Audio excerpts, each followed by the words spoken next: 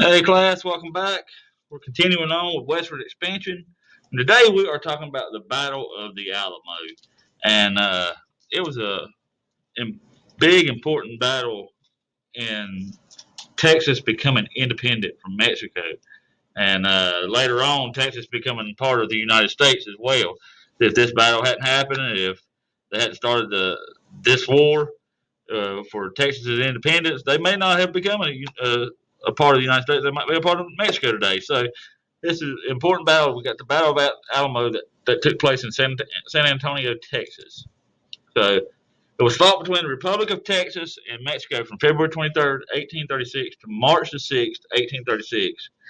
And it was at a fort right here, if you look right here, in San Antonio called the Alamo. And the Mexicans won the battle and they killed all the Texan soldiers inside the fort. But this battle was remembered by the Texians at the time. That's what they called them then. The Texians at the time. It was remembered, and their cry became "Remember the Alamo."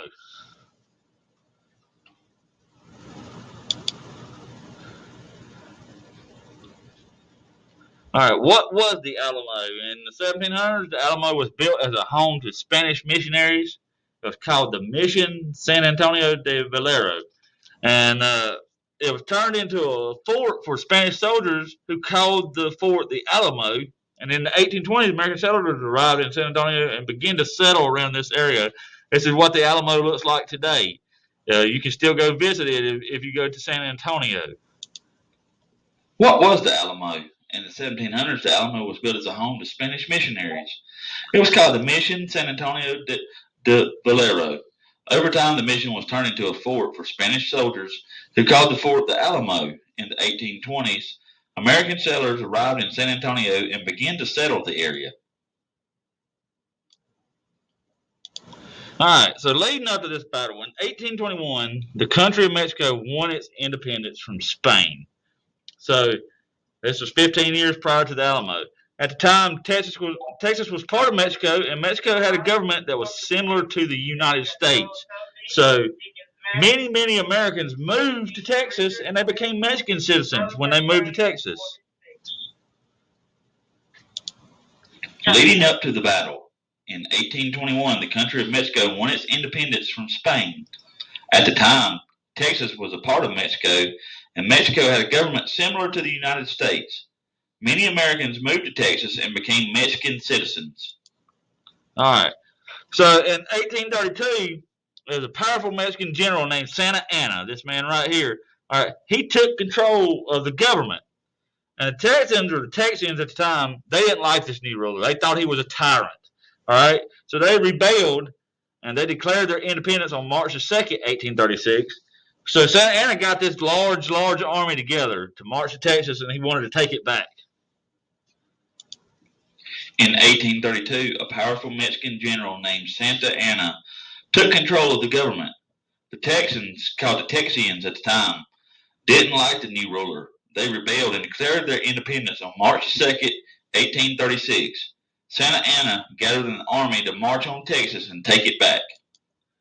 So, who were the leaders during this battle, all right? So the Mexican forces were led by General Santa Anna, all right, which you showed on the last slide there. And the Texans were led by frontiersman James Bowie, this man right here, all right, Lieutenant Colonel William Travis. Where's he at? Right there, Colonel Travis. And then they also had Davy Crockett. All right, David Crockett David Crockett was also, he was a famous folk hero, kind of like Daniel Boone was to the Americans. So those three were at the Alamo. All three of them died at the Alamo as well. Who were the leaders? The Mexican forces were led by General Santa Anna. He led a large force of around 1,800 troops. The Texans were led by the frontiersman James Bowie and Lieutenant Colonel William Travis. There were around 200 Texans defending the Alamo, which included the famous folk hero Davy Crockett. All right, so what was this fort like? Now, it covered around 3 acres of land. It was surrounded with an adobe wall, all right, and that was between 9 and 12 feet tall. And there were buildings inside the fort that included a chapel. They had a barracks for soldiers. They had a hospital. They had a large courtyard and a horse corral, and there were cannons placed along the top of these walls here. So this is what the fort, something like it, what it looked like. What was the fort like? The Alamo covered around 3 acres of land, which was surrounded with an adobe wall that was between 9 and 12 feet tall. There were buildings inside the fort, including a chapel, a barracks for soldiers, a hospital room, a large courtyard, and a horse corral. Cannons were placed along the walls and on the tops of the buildings. All right, so when they heard that General Santa Anna was coming there was a lot of debate. They wanted to know, hey, should we stay and defend the Alamo, or should we leave it? Sam Houston wanted them to abandon it. He sent orders, but he was the general of the Texas Army or Texans Army at the time. He sent word to them, hey, abandon the fort and remove the cannons. But James Bowie, however, all right, he wanted to stay, and so did Colonel Travis. They wanted to stay. They wanted to defend the fort, and the rest of the soldiers decided to stay as well. Defend or retreat?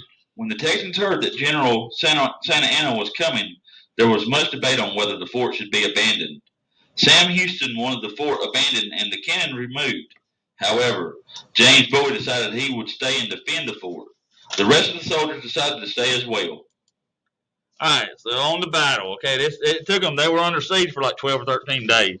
All right, they arrived on February 23rd, 1836, and they laid siege to the fort for 13 days. For 13 days, they laid siege to the fort, and they held them off for 13 days. But on the morning of March the 6th, they launched a major attack, and they managed to fend off the first few attacks, but there was just too many. There was like 5,000 soldiers.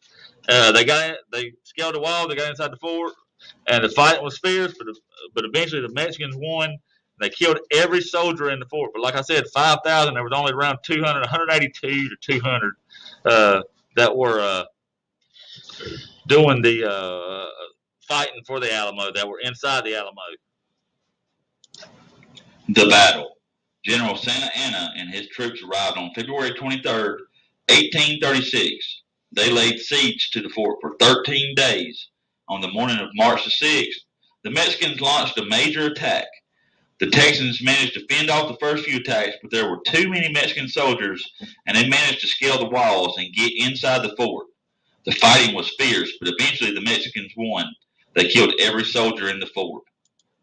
All right, so the aftermath. Even though the Texans lost this battle, and I stated this at the beginning of it, it galvanized the rest of Texas against Mexico and General Santa Anna because they didn't like Santa Anna to begin with. So their cry became "Remember the Alamo." Sam Houston led the Texans eventually over Santa Anna at the Battle of San Jacinto, and that was that. They won their independence from Mexico this way. Aftermath. Although the Texans lost the battle, it galvanized the rest of the Texans against Mexico and General Santa Anna. A few months later, Sam Houston led the Texans to victory over Santa Anna at the Battle of San Jacinto. The Texans rallied to the cry of "Remember the Alamo" during the battle. All right, so comprehension questions. Number one, the Battle of the Alamo was fought where? A, at the Alamo, B, Fort Ticonderoga, or C, Fort Knox. It was fought at the Alamo. It's where the Battle of the Alamo was fought in San Antonio, ding, Texas. Ding, ding. We have a winner. Number two, Texas was part of what country then? What country were they fighting? A, America, B, Mexico, or C, Britain? Texas was part of Mexico then. It was considered Mexican territory, and these people were coming and settling in Mexico. It was part of Mexico. Ding, ding, ding. We have a winner. Number three, who was the leader of the Mexican army? All right, he was real brash. He was real flamboyant. He was kind of arrogant. Was it A, General Santa Anna, B, James Bowie, or C, Mr. Shawn? He's also called the Napoleon of the West. It is General ding, ding. Santa Anna is who the leader of the Mexican army was. Number four, who led the Texans? Was it A, Thomas Jefferson, B, Mr. Shawn, or C, Bowie and Travis, James Bowie and Colonel Travis? It was Bowie and Travis who led the Texans, or Texians, ding, ding, ding. as they were called. Number 5, how many days did the battle last? A, 1 day, B, 3 days, or C, 13 days? The battle lasted, the siege lasted about 13 days. Ding, ding, ding. We have a winner. And our last one, who won the battle by getting over the walls? They were able to get over the walls and won the battle. Was it A, Mexico, B, Thomas Jefferson, or C, James Bowie? It was A, Mexico is who won the battle by getting over the walls. Ding, ding, ding. We have a winner. All right, class, that is all for today. Be sure you go on Schoology, go through, turn in your work so you get credit, and I will see you all next time.